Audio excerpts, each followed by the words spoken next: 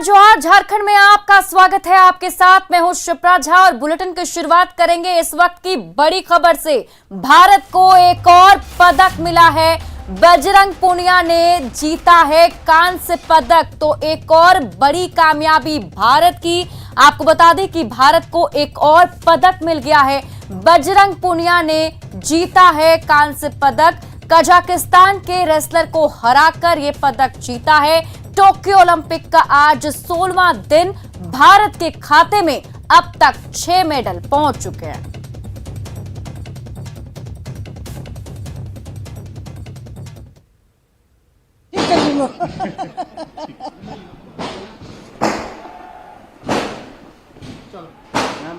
कैसा लग रहा है बजरंग जी के ब्रॉन्ज मेडल आ गया है। बजरंग पूनिया की मां हमारे साथ में बात करेंगे उनकी भाभी ब्रॉन्ज मेडल आया है आज बजरंग जी का इंडिया के लिए और ताली बड़ी है।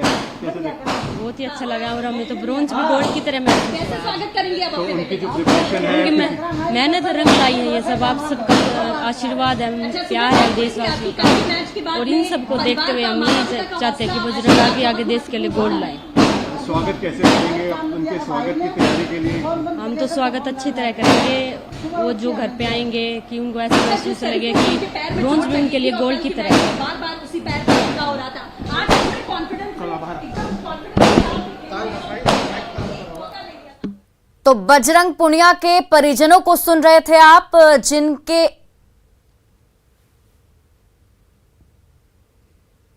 होता एक प्रदर्शन जो खेल का होता है वो अगर अच्छा होता है तो उसकी सराहना होती है। इसलिए सभी खिलाड़ियों की मैं सराहना करता हूँ। सर, हॉकी के खेल में अच्छा प्रदर्शन रहा था। मेजर ध्यानचंद के नाम पर जो अवार्ड तो कर दिया है, राजीव गांधी का जो नाम से अवार्ड था, लेकिन आप क्या मानते हैं कि भारत रत्न देने का वक्त है क्या मेजर ध्यानचंद के नाम पर? अब आपके खेल मंत्री कह रहे हैं कि मैं मांग करता हूँ, आप कैसे मानते हैं? देखिए, कोई भी चीज जब बढ़ाई जाती है, कहीं से भी बढ़ जाए, उसके पीछे का एक लॉजिक होता है, और वो लॉजिक जो दिया जा रहा है, चाहे हमारे खेल मंत्री दे रहे हैं, चाहे बाकी कोई दे रहे हैं, ऐसी।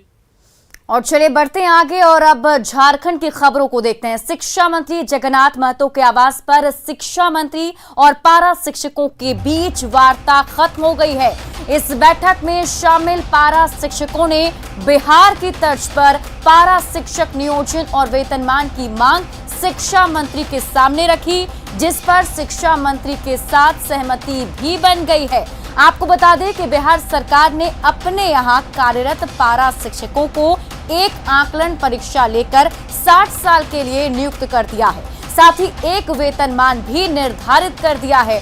इसी तर्ज पर झारखंड में भी पारा शिक्षकों के लिए आकलन परीक्षा होगी, जो कि 100 अंकों की होगी, जिसमें 30 अंक लाना अनिवार्य होगा। तो शिक्षा मंत्री के आवास पर आज एक बैठक आयोजित की गई थी, जिसमें नियोजन और वेतनमान को लेकर पारा शिक्षकों ने कई सारी मांगे रखी। उम्मीद सार्थक लग रहा है और हम लोग बिहार के तर्ज पर मांग कर रहे हैं। हम लोग तो अनुभव आधारित मांग रहे हैं, लेकिन इस पर लोग टेक्निकल दिक्कत बता रहे हैं, जिसके कारण हम लोग को उस पर वापस आना पड़ा। इसलिए हम लोगों ने जो वार्ता में हमारे प्रतिनिधि लोग हैं, सभी लोगों ने सहमति बनाई है कि बिहार के तर्ज पर हमें नियोजित किया जाए, और जो टेट पास है सरकारी शिक्षक बनने का रास्ता हमारा इस राज्य में है। जो भी वैकेंसी सरकार का होगा उसका 50% में पारा शिक्षक जाएंगे जो टेट पास है। हमने बहुत अपना उम्र जो है गवा चुके हैं, अब हम उम्र अपना गवाना नहीं चाहते हैं। बहुत सारे ऐसे शिक्षक हैं जो 52 साल 55 साल की उम्र पार कर चुके हैं। आज हमारे पास कुछ लेने के लिए और कुछ देने के लिए हमको शिक्षा मंत्री ने बुलाया है। इस अवसर को हम भुनाने का प्रयास करेंगे और इस अवसर को हम जाया नहीं होने देंगे। हम चाहेंगे कि हमारे जो भी प्रतिनिधि हैं वो तत्काल सेकेंड दौर की वार्ता में जाएंगे और विधि संबद्ध जो हमें मिल सकता है, कानूनी दांव पेच को देखते हुए, सारे चीज को समझते हुए हमें वेतनमान मिलना है। और हमें उम्मीद है कि माननीय शिक्षा मंत्री जगन्नाथ महतो जी हमारा कल्याण करेंगे, 65,000 पारा शिक्षकों का भविष्य को सुरक्षित करेंगे। धनबाद कलेक्टेरिएट आज एक बार फिर रण क्षेत्र में तब्दील रहा। कल छात्राओं पर एसडीएम सुरेंद्र कुमार और पुलिस कर्मियों ने ताबड़तोड़ लाठी बरसाई थी। इसकी निंदा हर ओर की जा रही है। इसी के विरोध में जुटे एबीवीपी के छात्रों पर पुलिस कर्मियों ने आज भी लाठी बरसाई। इस लाठीचार्ज में कई छात्र घायल हुए, साथ ही कई छात्र के सिर फटे हुए हैं। फिलहाल मौके पर स्थिति तनावपूर्ण बनी हुई है। आपको बता दें कि इंटर की असफल छात्राएं रिजल्ट में संशोधन को लेकर कल प्रदर्शन कर रही थीं, जिन पर एसडीएम और पुलिस कर्मियों ने जमकर लाठियां बरसाई थी।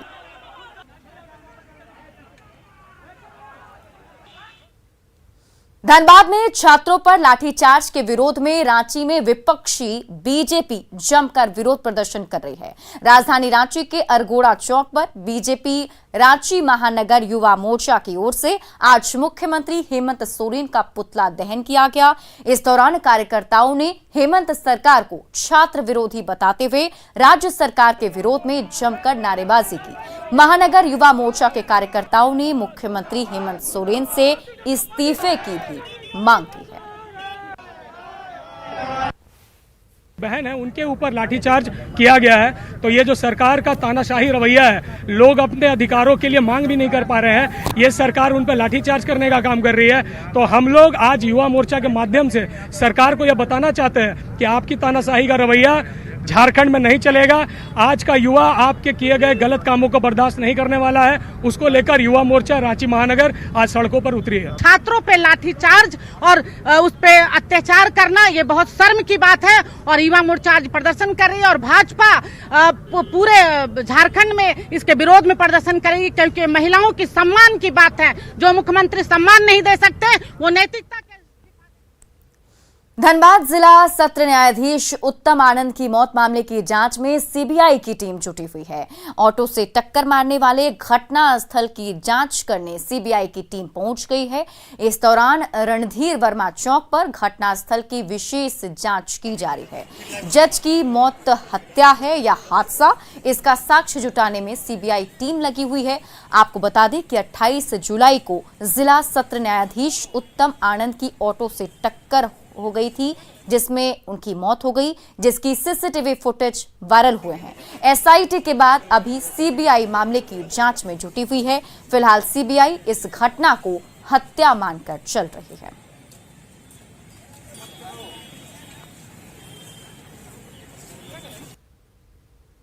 रांची में जाम की समस्या से निजात पाने के लिए लगातार अभियान चलाया जा रहा है। मेन रोड और अपर बाजार इलाके में ट्रैफिक पुलिस की सख्ती पर भी नजर है। सड़क किनारे नो पार्किंग में गाड़ी खड़ी करने वालों से जुर्माना वसूला जा रहा है। वहीं सड़क किनारे लगी दुकानों को भी हटाया जा रहा है। ट्रैफिक पुलिस के इस अभियान का जायजा लिया हमारे सहयोगी ओम प्रकाश ने।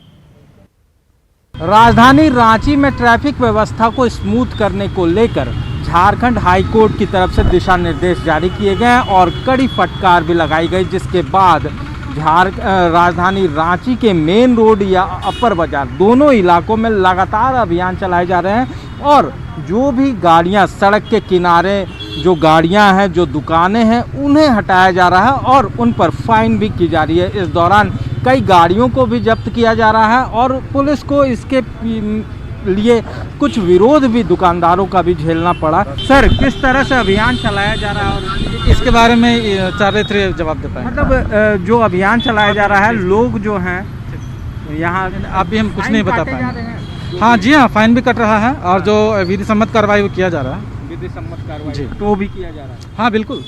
अभी मेन रोड के इलाके में चल रहा है, फिर अपर बाजार तरफ? हाँ, अब देखते हैं। पहले हम लोग को मेन रोड का टास्क दिया गया है, उसके बाद फिर देखते हैं जैसा वरीय पदाधिकारी का आदेश होता है हम लोग ऐसा करेंगे। तो जाहिर तौर पर पुलिस लगातार अभियान चला रही है। हालांकि इस दरमियान हल्का फुल्का जो लोगों को भी परेशानी का सामना करना पड़ रहा है। देख सकते हैं कि किस तरह से जो फाइन है वो काटे जा रहे हैं।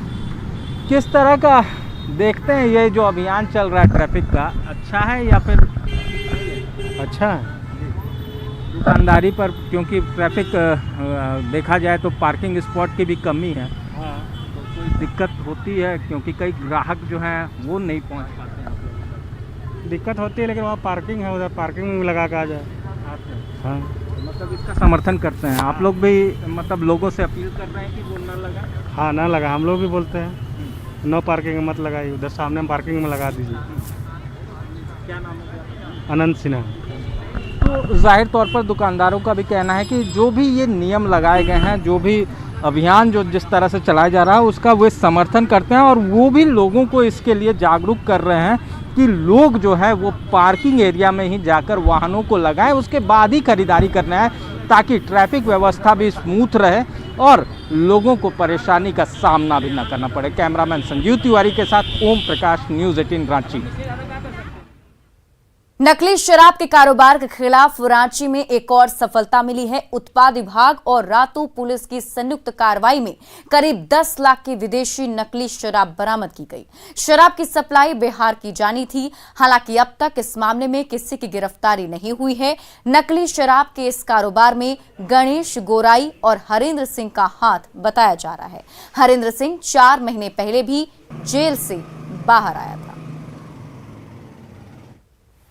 मेन अभियुक्त जो हैं फरार हैं गणेश गोराई और हरेंद्र सिंह हैं, और अन्य जो सब मकान मालिक है वो भी उसमें उनको जांच की जा रही है कि उनकी संलिप्तता जाहिर हो रही है, तो इस पर कार्रवाई की जा रही है। झारखंड में अफीम की तस्करी पुलिस के लिए चुनौती बनती जा रही है। अफीम तस्कर अब महिलाओं और बच्चों का सहारा ले रहे हैं। खूंटी, चतरा, रांची जैसे कई इलाकों में अफीम की खेती होती है, जहां से अंतर्राष्ट्रीय बाजार में भेजा जाता है। पुलिस लगातार अभियान चला रही है। ऐसे में अफीम तस्कर अब इस काम में बच्चों और महिलाओं का इस्तेमाल कर रहे हैं।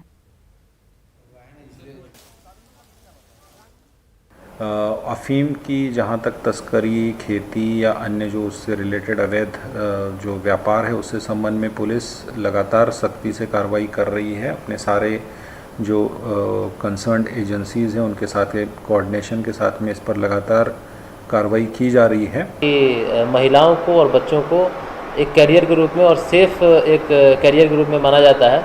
इनको पुलिस के द्वारा ज़्यादा पूछताछ नहीं की जाएगी, इनको ज़्यादा टोका नहीं जाएगा, इसलिए इनका प्रयोग अफीम तस्करों द्वारा किया। टोडा की जो चाहे अफीम की जो आजकल जो खेप पकड़ा रही है उसमें उन लोग जो है लोगों का, बच्चों का इस्तेमाल किया जा रहा है, महिलाओं का भी इस्तेमाल हो रहा है। बच्चों का इस्तेमाल इसलिए किया जाता है, महिलाओं का इस्तेमाल इसलिए किया जाता है कि पहले तो शक उन लोगों पे कम जाए, उन लोगों पे शक कम जाए। लेकिन अगर शक हो भी जाता है और किसी कारण से उन लोग माने गिरफ्तार भी होते हैं तो जो कानून में हमारा प्रावधान। जमशेदपुर में प्रशासन और स्वास्थ्य विभाग की कार्यशैली से नाराज होकर मानगो सुभाष कॉलोनी के रहने वाले गजेंद्र सिंह ने सरकार से इच्छा मृत्यु की मांग की है। गजेंद्र की दोनों किडनी खराब है। सीएमसी वेलोर के डॉक्टरों ने जल्द किडनी ट्रांसप्लांट करने को कहा है। गजेंद्र की पत्नी अपनी किडनी देने को भी तैयार है, लेकिन अस्पताल प्रबंधन ने राज्य सरकार से एनओसी लाने को कहा है। इसे लेकर सीएमसी वेलोर ने स्वास्थ्य विभाग के डायरेक्टर के नाम एक पत्र भी लिखा है। एनओसी को लेकर पिछले 8 महीने से गजेंद्र का परिवार डीसी ऑफिस से लेकर स्वास्थ्य मंत्री के दफ्तर का चक्कर काट रहा है, लेकिन अब तक कोई कार्रवाई नहीं हुई। ऐसे में गजेंद्र सिंह ने सरकार से इच्छा मृत्यु की मांग की है।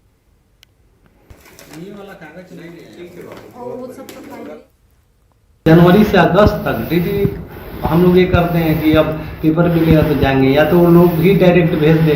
हम लोग सोचे कि यहाँ के डीसी ऑफिस में हो गया, सत्यापन हो गया, तो अब है फिर अब डीसी ऑफिस से फिर स्वास्थ्य विभाग, अब फिर स्वास्थ्य विभाग से फिर रिम्स विभाग। अब क्या मतलब, अब उसके बाद फिर कहाँ जाना पड़ेगा, हमको तो समझ में नहीं आ रहा है कि कहाँ जाना पड़ेगा और कितना दिन लगेगा। झारखंड में प्रदूषण को देखते हुए सभी ऑटो को सीएनजी में कन्वर्ट करने का आदेश दिया गया है, लेकिन इस बात को ऑटो चालक मानने को तैयार नहीं है, जिसको लेकर ऑटो चालकों में काफी नाराजगी है।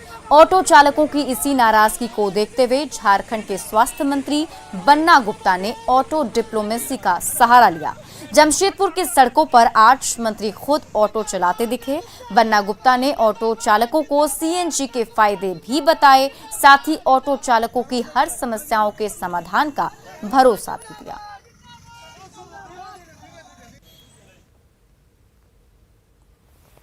देखिए, एक अच्छी व्यवस्था है, जिससे हम सहमत हैं, क्योंकि जिस तरीके से इन्वायरमेंट में विभिन्न प्रकार की परेशानियां हो रही हैं, ग्लोबल वार्मिंग की भी बात उठती है, तो ऐसे समय में हम लोगों को निश्चित तौर पर चाहिए कि हम जो है सीएनजी वगैरह का इस्तेमाल करें, ताकि जो है हमारा वातावरण ठीक रहे। कोरोना के खिलाफ लड़ाई में अब बीजेपी ग्रामीणों को जागरूक करेगी। बीजेपी ने स्वास्थ्य स्वयं सेवकों की टीम तैयार की। ये टीम गांव-गांव जाकर लोगों को जागरूक करेगी। ये लोग न सिर्फ टीकाकरण के लिए लोगों को जागरूक करेंगे, बल्कि उन्हें कोरोना के लक्षणों की भी जानकारी देंगे। वहीं कोई बीमार होगा तो उसे अस्पताल में भर्ती भी कराया जाएगा। इसे लेकर झारखंड बीजेपी ने 65,246 स्वास्थ्य सेवकों की टीम तैयार की है। 9 अगस्त को इन्हें बीजेपी प्रदेश कार्यालय में प्रशिक्षण दिया जाएगा। जो झारखंड के 32,623 गांव हैं, उन गांवों में प्रत्येक गांव में 2 लोगों की टोली बनेगी, एक पुरुष एक महिला की। और इस तरह हम देखते हैं कि पूरे ये में 65,246 सेवकों को भाजपा प्रशिक्षित कर लेगी। बोकारो के चास में बंगाल को जोड़ने वाले सड़क पर बना पुल का डायवर्जन बह गया है, जिससे लोगों की मुश्किलें काफी बढ़ गई हैं। उलगोड़ा पंचायत के आमू-रामू और लुटियाबाद की करीब 2000 आबादी पूरी तरह से बंगाल पर निर्भर हो गया है। डायवर्जन टूटने से चास आने में लंबी दूरी तय करनी पड़ती है, लेकिन जरूरत की चीजों के लिए लोग बंगाल पर निर्भर हो गए हैं।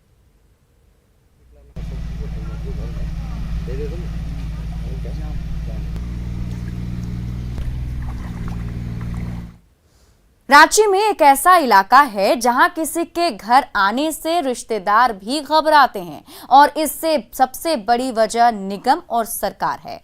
ये इलाका है झीरी का। कचरे के ढेर पर बैठे झीरी के लोगों का जीवन भगवान भरोसे चल रहा है। कई सरकारें आई, लेकिन परेशानी जस की तस बनी हुई है।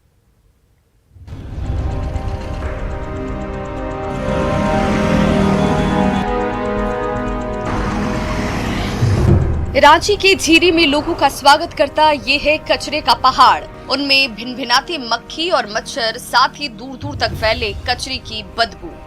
दरअसल रांची के सारे कचरों का उठाव करने के बाद उसे झीरी में ही डंप किया जाता है। झीरी के करीब 3 किलोमीटर के रेडियस में दुर्गंध, मच्छर और मक्खी का साम्राज्य है।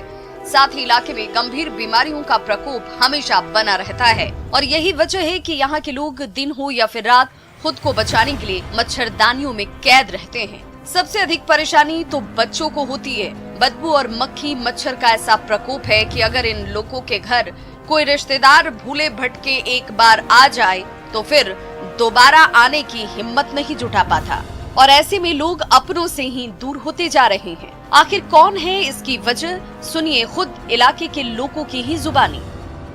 बहुत आए बहुत गए, कुछ होता ही नहीं है। हम लोग गरीब समझ के और सब बोल बोल के छोड़ भी देते हैं। रहना बेहाल हो गया है। तब भी है, कैसे भी गरीब आदमी है, कैसे तो गुजारना पड़ेगा ना। गंदगी बहुत ज्यादा है और बच्चा लोग को पढ़ने में दिक्कत होता है, रात में दिन में भी होता है। मच्छर के वजह से बहुत बच्चा लोग परेशान रहता है, हम लोग भी परेशान रहते हैं। मच्छर है ना, ये हम लोग पढ़ने नहीं दे रहे हैं, पढ़ नहीं पा रहे हैं। मच्छर बहुत काटता है। मच्छर बहुत काटता है, दिन में भी मच्छर काटता है, रात में भी काटता है। गंदगी भी बहुत सारा है। झीरी में कचरे के पहाड़ की ऊंचाई और उसका दायरा बढ़ता ही जा रहा है, जो इन इलाकों के लोगों की मुश्किलें बढ़ा रहा है। वहीं निगम और सरकार इसे लेकर हर बार गंभीरता तो दिखाती है, लेकिन ये गंभीरता फाइलों से आगे नहीं बढ़ पाती। यहाँ हॉर्टिकल्चर पार्क बनाना है, लेकिन वो कागजों तक ही सिमटी पड़ी है। इस बार गेल कंपनी से पार्क के लिए करार हुआ है, लेकिन उस पर भी संशय के बादल मंडरा रहे हैं। रांची नगर निगम सॉलिड वेस्ट मैनेजमेंट के कार्यक्रम को संपन्न कराने में लगा हुआ तो बहुत दिनों से है, लेकिन क्या कारण है ये हम लोगों से भी ऊपर की बात है। इस बार जब गेल इंडिया को दिया जा रहा था तब भी बोला था कि पता नहीं ये भी कुछ करेगी कि नहीं करेगी, भगवान मालिक है। अभी तक कोई कार्य नहीं हुआ, ये मेरे संज्ञान में भी है। पिछले बोर्ड में बात उठी थी, इस बार फिर बोर्ड में बात उठेगी। अब बोर्ड की बैठक का इंतजार कर रहे हैं। झीरी के लोग कचरे से करीब 1 दशक से परेशान हैं। उनकी परेशानियों को दूर करने के लिए कई योजनाएं बनी, लेकिन नतीजा वही ढाक के 3 पात। इलाके के लोगों ने कई बार आंदोलन भी किया, लेकिन वो भी बेअसर रहा। ऐसे में झीरी के लोगों की परेशानियां अब कब तक सरकार इन पर संज्ञान लेती है और कचरे के पहाड़ के साथ इलाके में फैली बदबू से इन लोगों को मुक्ति मिल पाती है, इसका इंतजार सभी को है। रांची से न्यूज़ 18 के लिए ओम प्रकाश की रिपोर्ट। और चलिए अब देखते हैं झारखंड 2020।